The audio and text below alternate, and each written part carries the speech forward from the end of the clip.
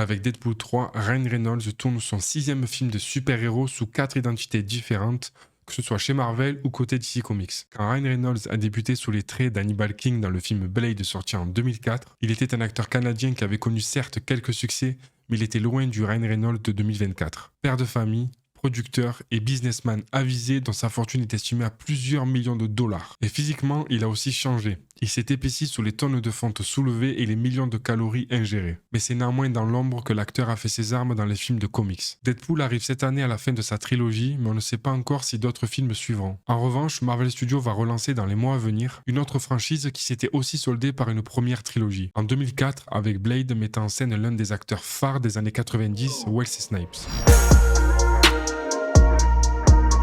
C'est dans le dernier épisode de Blade Trinity que Ryan Reynolds apparaît pour la première fois dans la peau d'un héros, Hannibal King. Hannibal King est un ancien vampire et son personnage du film diffère un peu de celui de la BD, avec une apparence nettement plus jeune à l'écran et une relation avec Blade qui est plus tendue que dans les BD où ils nourrissent une véritable amitié. Mais les films de Blade sont des films de Wesley Snipes avant tout.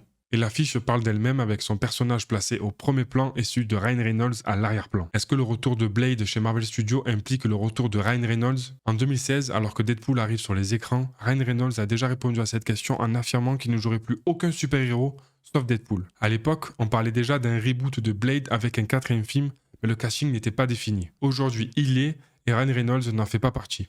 Et c'est mieux comme ça, parce qu'on peut retrouver Deadpool 3 aujourd'hui, et on peut également noter qu'un nouveau détective Pikachu et Red Notice est en préparation, puisque Blade touche à sa fin, et que visiblement la Avengers avait bouclé leur casting, avec notamment la première femme de Ryan Reynolds, Scarlett Johansson, dans le rôle de Black Widow. Reynolds s'est engagé sur l'un des films d'une autre grande épopée de la firme Marvel, celle de Wolverine.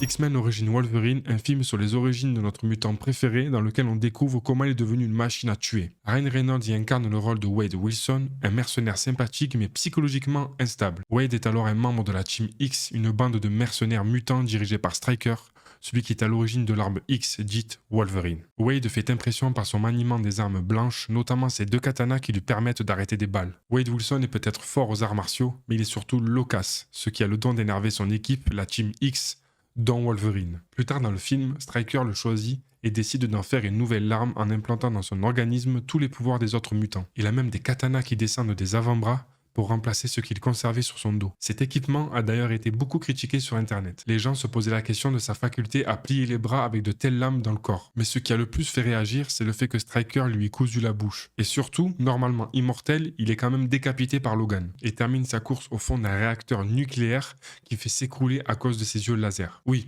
il avait les yeux qui lançaient des rayons laser qui continuent à fonctionner malgré la décapitation. On accepte donc que cette arme 11 disparaisse un quart d'heure après avoir fait ses débuts. Après Blade et Wolverine en 2009, Ryan Reynolds pouvait espérer accrocher à son palmarès un rôle de super-héros. Beau gosse, relativement musclé et un bon jeu d'acteur, il avait tous les atouts pour figurer en tête d'affiche d'un comics movie. Mais les Avengers et Marvel ne frappaient pas à sa porte malheureusement. Au contraire, c'est la maison d'en face DC qui lui ont proposé un script à l'odeur alléchante et au titre prometteur, Green Lantern. Pour ceux qui ne savent pas, les Green Lantern est un groupe d'aliens de formes différentes qui font régner la justice dans l'univers en utilisant leur pouvoir au travers d'une bague. Non, c'est pas le Seigneur des Anneaux. Le personnage de Green Lantern fait partie des légendes des comics avec une première publication en 1941. La BD fait succès et au vu d'un bon casting pour le film avec Blake Lively, Ryan Reynolds ou Mark Strong, le film semblait être sur de bonnes bases avec une histoire classique de comics, une belle distribution et les moyens alloués pour un mastodonte tel que Warner Bros. Pictures, qui a injecté 200 millions de dollars pour la production du film. Mais ce qui fonctionne d'un côté n'est pas garanti de toucher sa cible de l'autre. Et quand Marvel fracasse au box-office avec Thor et le premier Captain America, qui ont respectivement rapporté 449 et 370 millions de dollars au box-office, Green Lantern a eu beaucoup de mal à se faire une place au soleil. Warner avait investi 100 millions de dollars de plus dans le marketing et la promotion de ce film, cherchant à lancer une marque concurrente aux Avengers. Le film a fini par rapporter 220 millions de dollars, soit 80 millions de moins de ce qu'il a coûté. Mais cet échec est tout de même tourné en dérision dans le premier Deadpool, quand Wade Wilson dit qu'on lui mettra pas une tenue verte pour jouer dans un film quasiment entièrement réalisé en image de synthèse. À bon entendeur. Et voilà 5 ans après le flop de Green Lantern, et Deadpool est enfin synonyme de Ryan Reynolds, comme Thor avec Chris Hemsworth, ou bien Captain America avec Chris Evans. Le comédien incarne son personnage à la perfection, et les lancements des Deadpool deviennent des véritables événements à l'image de la sortie du 2 au Japon avec une gigantesque statue du personnage. Et c'est sur ces belles paroles que se clôture cet épisode du Deadpoolverse Week. Dites-moi dans les commentaires si vous avez apprécié les autres films de super-héros de Ryan Reynolds, abonnez-vous comme d'habitude, et c'est sur ce clap de fin qu'on se quitte. À demain.